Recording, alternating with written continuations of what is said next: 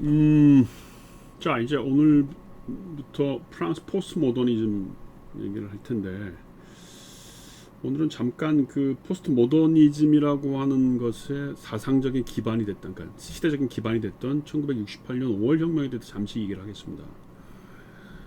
그러니까 1968년 5월 혁명이라고 하는 게 프랑스도 처음 일어났고, 그게 이제 옆에 독일로도 번지고, 그다음에 나중에 이제 일본에서도 그런 비슷한 일이 벌어지고 미국의 어떤 상황에도 연결이 돼요. 그래서 1968년 세대라고 하는 말이 나올 정도로 전 세계적인 어떤 큰 영향력을 줍니다. 그래서 그 프랑스에서 먼저 이런 시작은 이제 프랑스고요. 그게 독일, 영국, 독일 뭐 일본, 뭐 미국 이렇게 번져 나가는데 68 혁명의 의미를 간단하게 얘기하면 이거죠. 예를 들면 1789년 프랑스 대혁명은 뭐예요? 정치적인 혁명이었어요. 그러니까 어디를 때려 부셨습니까? 바스티유 감옥을 때려 부셨어요. 왜? 그게 권력이라고 생각하니까. 잘못된 권력이라고 생각한 거예요. 그래서 그때 구호가 뭐냐면 나에게 신체적인 자유가 아니면 죽음을 달라 이거였어요. 그다음에 이제 1848년 6월 달에 폭동이 나면서 새로운 형태의 그 혁명이 납니다. 그때의 구호가 뭔지 아십니까? 어디를 때려 부셨냐면 공장을 때려 부시고 그때 구호가 뭐냐면 나에게 빵이 아니면 죽음을 달라 했어요. 빵 뭐냐면 경제적인 문제였단 말이에요. 그래서 그 1848년부터 1917년 볼세비키 혁명까지 대부분의 전 유럽의 혁명은 대부분 빵의 문제와 관련됐어요. 그러다가 1968년 5월이 되면 구호가 달라져요. 뭐였을까요? 음? 나에게 욕망의 자유가 아니면 죽음을 달라 했어요. 이게 참 대단한 구호입니다. 나에게 욕망의 자유가 아니면 죽음을 달래. 그리고 어디를 때려 부셨냐면 학교를 때려 부셨어요. 그리고 여자들은 치마를 찢어버리고 바지를 입고 이랬단 말이에요. 스타킹을 벗어던지고. 이게 뭘 의미하냐는 거예요. 그러니까 정치적인 혁명으로서의 그 대혁명은 물리적인 폭력, 외부적인 압력에 대한 거죠. 그 다음에 경제적인 착취에 대한 거, 1848년이죠. 근데 이 욕망에 대한 논의는 정말 쉽지 않은 거였단 말이에요. 그게 이제 68년 5월 혁명에 가는 큰 의미예요. 다시 말해서 요거를 이제 권력 개념이라는 차원에서 보면 1차원적 권력 개념이 정치적 그 소위 그 프랑스 대혁명을 얘기하는 거죠. 1차원적 권력이라는 게 뭐예요? 요 분류는 스티븐 룩스가 썼던 3차원적 권력이라는 책과 관련시켜서 제가 얘기를 하는 건데 물리적 폭력에 대한 거죠. 그러니까 눈으로 보이는 옳고 그름을 보는 거예요. 이게 어떻게 보면 한국 사회에서는 1980년대의 전형적인 학생 운동과 관련돼 있죠. 그다음에 2차원적 권력은 뭐예요? 1848년 경제적 착취에 대한 저항은 2차원적 권력이죠. 그건 뭐예요? 경제적인 문제, 사회적인 편견 이런 것 관련된 거예요. 어떻게 보면 2차원적 권력은 한국 사회에서 1990년대까지 지속됐는지도 몰라요. 사회적인 편견도 2차원적 권력에 해당되는 거니까.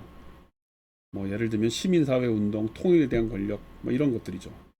근데 이 3차원적 권력이라는 말이 생겼어요. 이 68 혁명은 3차원적 권력과 관련돼요. 왜냐하면 욕망의 문제, 무의식과 관련되는 거예요. 대부분의 이 프랑스 포스트 모더니스트들이 하는 얘기가 뭐냐면 예를 들면 대표적인 게 뭐 알투스의 푸코, 부르드의 락강 혹은 들레즈 요 정도로 할 텐데 이 사람들이 하는 게 다 뭐냐면 욕망, 무의식 뭐 이런 얘기를 해요. 그러니까 이런 인간의 육체, 인간의 무의식을 지배하는 권력으로부터 우리가 어떻게 해방돼야 되느냐 이런 겁니다. 예를 들면 알투스 같은 경우 그게 주로 학교, 이데올로기 구장치로서 학교에 대한 얘기를 많이 하고 있고 푸코는 감옥이나 성장치를 얘기하고 있고 부르드에는 소비 취향을 얘기하고 있어요. 우리가 뭐 좋아서 듣는 음악, 좋아서 보는 영화 뭐 이런 것들이 나를 지배한다는 거 아닙니까? 여러분들이 좋아서 입는 옷 같은 것이 나를 지배한다는 거예요. 나의 취향이 나를 지배한다는 거예요. 자, 이런 얘기는 참 쉽지 않은 거죠. 우리가 여태까지의 정치 사상사에서 해본 일이 별로 없는 거예요. 사실은 이 프랑크푸르트 학파나 버밍엄 학파의 논의하고도 전혀 다른 의미를 갖고 있어 이게 사실은. 대단한 겁니다 이게 사실은. 조금만 더 구체적으로 보면 프랑스 68 혁명의 시작은 뭐였냐면 한 네 가지 정도로 구분이 되는데 뭐예요? 이 첫 번째는 쉽게 얘기하면 그 노동자 운동 자체도 잘못됐다는 거예요. 예를 들면 당대의 프랑스 공산당이나 노동자 총연맹이 이끌었던 이런 노동운동이라는 게 너무 권위주의고 당위주의였다. 난 그것도 좀 잘못됐다. 그래서 저희 자율운동이라는 게 일어나요. 이것도 아주 심각한 그 노동운동에 대한 반항이죠. 기존의 어떤 노동운동이 너무 관료주의적이다 그런 겁니다. 그러면서 이때부터 이제 공산주의 운동, 공산당에 대한 불신도 생기는 겁니다. 그다음 두 번째는 학교에 대한 건데, 이게 이제 소위 미국식 패권주의나 미국식 지식이라는 건데, 그러니까 학교라는 게 맨날 무슨 시험이나 보고 점수나 매기고 좋은 직장 가라고 하니 학생들이 보기에 이게 도대체 뭐 하러 내가 학교를 다니냐는 겁니다. 더군다나 학교라는 게 나를 그 어떤 잠재력을 키우고 나의 창의성을 키워주는 게 아니고, 오히려 학교를 통해서 너는 좋은 대학 나온 사람, 나는 좋은 뭐 삼류 대학 나온 사람, 이렇게 사회적인 차별을 만드는 거 아니냐. 학교가 오히려 이렇게 차별을 조장하는 그 소위 이데올로기 국가장치라는 말을 쓰는데, 알투세가 학교가 나를 지배하는 하나의 기부라는 생각을 처음으로 하는 거예요. 여태까지 학교에 대한 생각은 그렇지 않았거든요. 더군다나 맨날 배우는 지식이라는 게 기술 교육이나 하고, 학교 뭐 세상에서 나이가 필요한 교육은 안 가르치니까 이게 뭐 하는 건지, 이런 거에 대한 지배가 있는 겁니다. 그 다음에 이제 그 일상생활에 대한 뭐 미국식 자본주의에 대한 비판도 있어요. 일단 잠깐 그 얘기부터 하면은, 사실은 이 뭡니까 그 당대에 그 베트남 전쟁이 있었을 텐데, 누가 봐도 이게 미국이 제국주의 전쟁하고 베트남은 자기가 독립운동하는 건데, 막 미국이 가서 사람들 쏴 죽이고 뭐 소위 그 뭐라 그래, 무슨 폭탄 떨어뜨려서 사람들 막 죽이고 그러니까 이게 도대체 대학생들이 납득이 안 되는 거예요. 더군다나 그 당시에 이제 드골이 대통령이었는데, 드골도 비슷하게 막 권위주의적인 정치를 하고 있으니까 대학생들이 보기에 자국 내에 있는 권위주의 정치나 미국의 패권주의 정치나 대단히 잘못됐다고 보는 겁니다. 거기에 이제 뭐가 연결되냐면 가부장주의적 문화 이런 게 상당히 이제 파도의 대상이 된 거예요. 맨날 프랑스도 굉장히 권위주의적인 나라거든요. 남자들이 되게 막 어깨 힘주고 막 이랬단 말이에요. 그리고 여성적인 거 막 집에 있어 뭐 이러고 막. 그러니까 여자들 입장에서는 니들이 뭔데 뭐 이런 겁니다.